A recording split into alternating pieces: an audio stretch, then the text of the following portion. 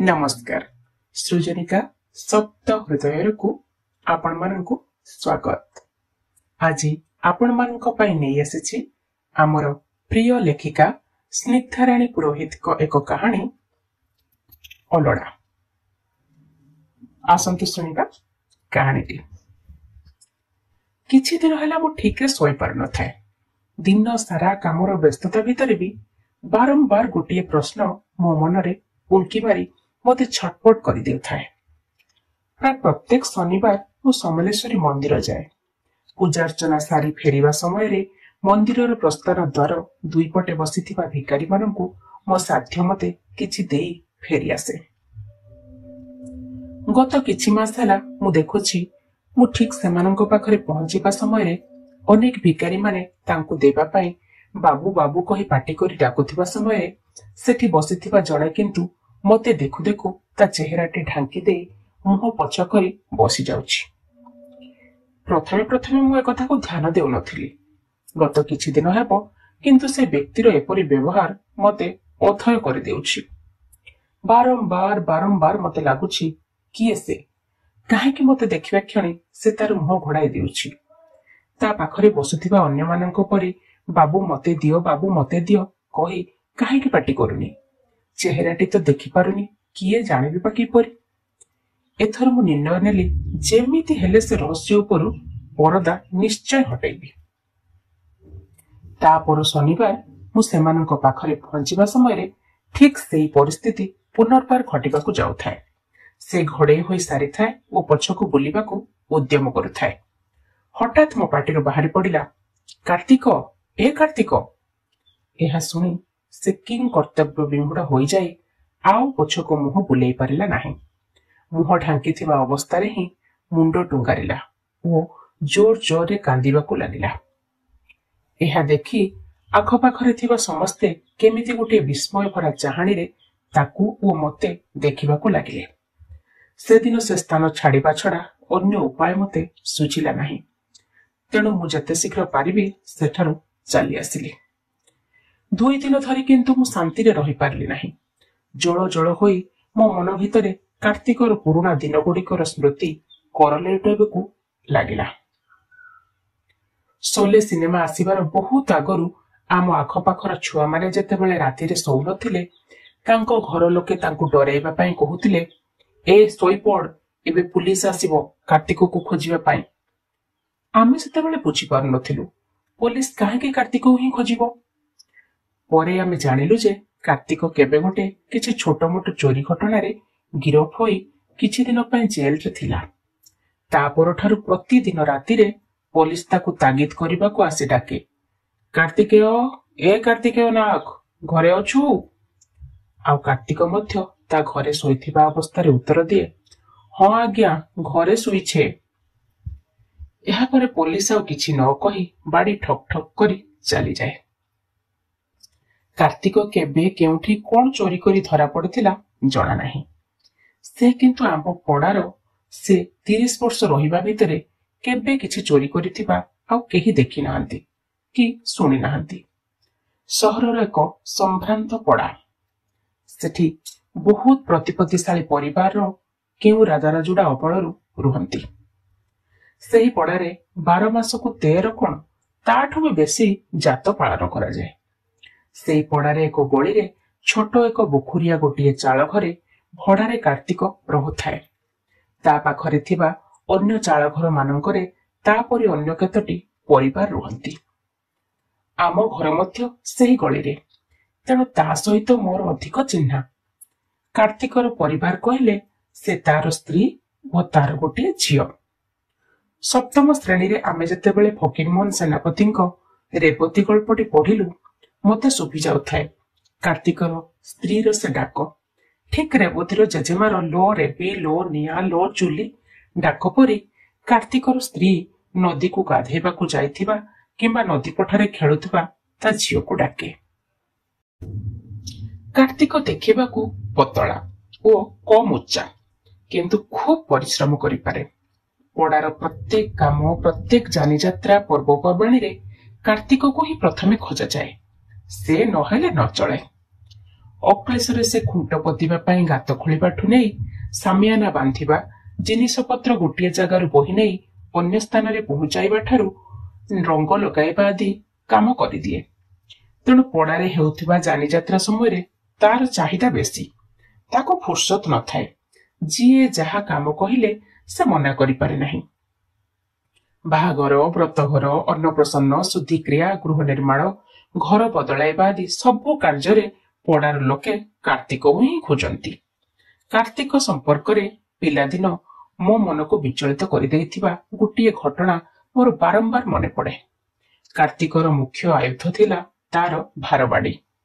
ସେହି ଭାରବାଡ଼ିର ଦୁଇପଟେ ଗେଣ୍ଡୁଆ ଲଗେଇ ସେ ଇଟା, ବାଲି, ପରିବା ଓ ଅନ୍ୟ ଜିନିଷପତ୍ର ବହେ। ପୁଣି ସେହି ଭାରବାଡ଼ିର ଦୁଇପଟେ ଟିଣ ଲଗେଇ ସେ ପାଣି ବହି ଘରକୁ ଘର ପହଞ୍ଚାଇଥାଏ। ସେତେବେଳେ ପଡ଼ାର କେବଳ 10-15 ପରିବାରକୁ ଛାଡ଼ିଦେଲେ ଆଉ ସମସ୍ତେ ଖାଇବା ପିଇବା ପାଣି ପାଇଁ ସର୍ବସାଧାରଣଙ୍କ ନିମନ୍ତେ ଉଦ୍ଦିଷ୍ଟ ପାନୀୟ ନଳ ଉପରେ ନିର୍ଭରଶୀଳ ଥିଲେ। ତେଣୁ ସେ ନଳ ପାଖରେ ବହୁତ ଭିଡ଼। ପାଣି ଆସିବା ସମୟର ବହୁତ ଆଗରୁ ଗରା, ବାଲ୍ଟି, କଞ୍ଚ, ଟିଣ ଆଦି ରଖି ଲୋକେ ନିଜର ପାଳି ସଂରକ୍ଷିତ କରି ରଖିଥାନ୍ତି। ଦିନେ ନଳ ପାଖରେ ବହୁତ ଲମ୍ବା ଲାଇନ ଲାଗିଥାଏ। ସେହି ସମୟରେ ପାଣି ଭରିବା ପାଳିକୁ ନେଇ ପଡ଼ାର ଜଣେ ସ୍ଥାୟୀ ବାସିନ୍ଦା ଓ କାର୍ତ୍ତିକ ମଧ୍ୟରେ ସାମାନ୍ୟ କଥା କଟାକଟି ହେଲା। ଏଥିରେ ଉତ୍ତ୍ୟକ୍ତ ହୋଇ ସେହି ଭଦ୍ରବ୍ୟକ୍ତି ଜଣକ କାର୍ତ୍ତିକର ଭାର ବୋହିବା ବାଡ଼ିରେ ହିଁ କାର୍ତ୍ତିକକୁ କେତେ ପାହାର ପିଟି ପକାଇଲେ। କାର୍ତ୍ତିକ ଚାହିଁଥିଲେ ଅନ୍ୟାୟସରେ ଲେଉଟାଇ ଦେଇ ପାରିଥାନ୍ତା, କିନ୍ତୁ ସେ ନିଜର ସ୍ଥିତି କଥା ଭାବି ଛଳ ଛଳ ଆଖିରେ ଆଡ଼େଇ ଗଲା।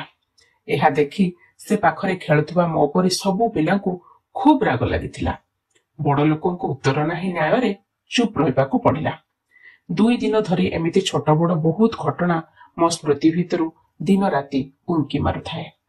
ଏତେ ପରିଶ୍ରମୀ ଖଟିଖିଆ କାର୍ତ୍ତିକକୁ ଏପରି ଅବସ୍ଥାରେ ଦିନେ ଦେଖିବାକୁ ମିଳିବ ମୁଁ ଭାବି ପାରୁନଥାଏ। ଆଉ ଶନିବାର ପର୍ଯ୍ୟନ୍ତ ଅପେକ୍ଷା କରିବା ପାଇଁ ମୋର ଧୈର୍ଯ୍ୟ ରହିଲା ନାହିଁ। ସମଲେଶ୍ୱରୀ ମନ୍ଦିରରେ ଶନିବାର ଓ ମଙ୍ଗଳବାର ବହୁତ ଭିଡ଼ ହୁଏ। ସେଥିପାଇଁ ମୁଁ ଏଥର ସୋମବାର ଦିନ ଗଲି। ଉଦ୍ଦେଶ୍ୟ ଥିଲା କାର୍ତ୍ତିକକୁ ଏକାନ୍ତରେ ଭେଟି କିଛି ସମୟ କଥା ହେବା। ମାଙ୍କ ଦର୍ଶନ ସାରି ଫେରିବା ସମୟରେ ସେହି ନିର୍ଦ୍ଦିଷ୍ଟ ସ୍ଥାନରେ କାର୍ତ୍ତିକକୁ ଭେଟିଲି। ସେ ଏମିତି ଅପ୍ରତ୍ୟାଶିତ ଭାବରେ ଶନିବାର ବଦଳରେ ସୋମବାର ମୋତେ ଦେଖିବ ଭାବି ପାରିନଥିଲା ବୋଧେ। ମୁଁ ଅନ୍ୟ କିଛି ଉପକ୍ରମଣିକା ନ ଦେଇ ସିଧା ମୋ ସହିତ ଆସିବାକୁ ତାକୁ ନିର୍ଦ୍ଦେଶ ଦେଲି। ସେ ପ୍ରଥମେ ଥତମତ ହେଲା, କିନ୍ତୁ ମୋ ପଛେ ପଛେ ଆସିଲା। ଗୋଟିଏ ଚା ଦୋକାନରେ 4 କପ୍ ଚା ଓ କିଛି ଜଳଖିଆ ପହଞ୍ଚାଇ ଦେବା ପାଇଁ କହି ମୁଁ ସିଧା ମହାନଦୀ କୂଳକୁ ଯାଇ ଗୋଟିଏ ବେଞ୍ଚରେ ବସିଲି।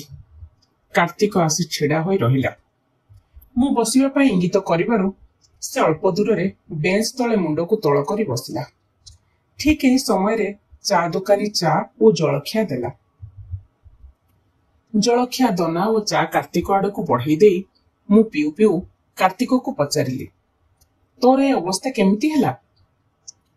ସେ ପ୍ରଥମେ କହିବାକୁ କୁଣ୍ଠାବୋଧ କରୁଥିଲା, କିନ୍ତୁ ନିଜ ଦୁଃଖ ଉଦ୍ଗାରିବା ପାଇଁ ସତେ ଯେପରି ସେ ଜଣେ ନିଜ ଲୋକକୁ ଖୋଜୁଥିଲା।